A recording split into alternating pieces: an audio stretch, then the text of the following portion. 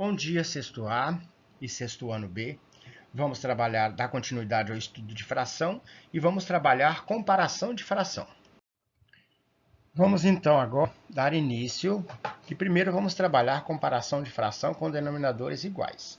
É muito fácil. Se os denominadores são iguais, basta vocês observarem ou fazer o gráfico aí, ó. Como vocês podem observar aí, foi feita uma representação gráfica da fração. Aqui está em vermelho, representa a fração 3/5, porque a figura foi dividida em 5 partes, e os denominadores são iguais, a figura foi dividida em 5 partes. Então, não há necessidade de desenhar duas figuras, ou seja, dois gráficos. E 2/5 representa a parte em azul.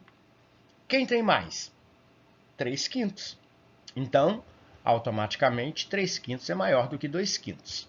Tá ok? Agora, e se os numeradores forem iguais? Podem observar aí. Aí, se vocês quiserem fazer a representação através da imagem, é só representar graficamente 4/7, uma figura dividida em 7 partes e considerada 4, representa 4/7.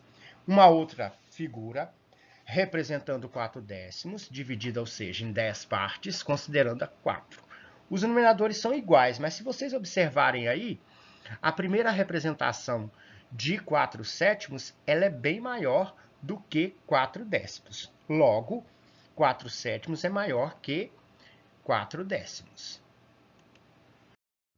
Vamos ver mais um exemplo de comparação de fração com denominadores iguais, que é a primeira imagem, e na segunda, numeradores iguais. Bom, é fácil, né? É só fazer, se vocês quiserem, é só fazer a representação gráfica, né? Aí vocês podem ver aí que eu fiz a representação, a figura foi dividida em 7 partes, não há necessidade de fazer outra figura, porque se os denominadores são iguais, ela vai ter o quê? Uma figura dividida em 7. No entanto, o que vai acontecer aí? 2/7 achuriado em preto e 5/7 em azul. Com certeza, olhando os numeradores, a parte em azul é maior, então 5/7 é maior. Agora, quando os numeradores são iguais, fazemos as duas representações. A primeira representação gráfica aí é de 2/5, uma figura dividida em 5 partes, considerada somente duas, 2/5, ok? E 2/3, uma figura dividida em 3 partes, considerada duas. Os numeradores são iguais, mas vocês perceberam que a achuriada em vermelho, ou seja, 2/3, é bem maior, porque uma única figura foi dividida em 3 partes e a outra em 5 partes. As duas partes consideradas da que foi dividida em 3 faz com que a fração 2/3 seja bem maior do que 2/5, ok? Gente, mas olha, não há necessidade de vocês estarem fazendo a representação gráfica, ou seja, desenhando em forma de figura geométrica as frações. Basta vocês seguirem duas coisas, ou seja, duas regrinhas importantes. Tanto que eu coloquei aí até em letra maiúscula. Importante. Primeira delas, se nós estivermos comparando duas frações e os denominadores delas são iguais, nós vamos observar o numerador. A que tiver o numerador maior é a maior fração.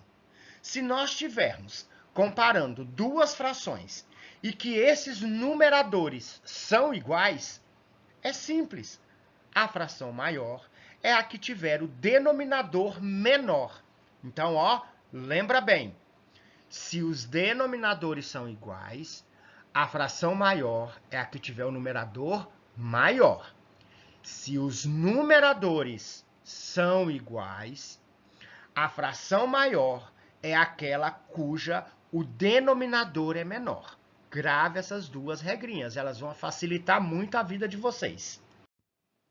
Bom, agora, comparação de fração quando numerador e denominador são diferentes. Não vai ter nada igual, tá certo? Bom, existe uma forma prática fácil e a mais fácil é essa, é a que eu vou ensinar para vocês.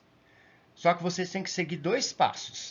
O primeiro deles é encontrar o MMC dos denominadores.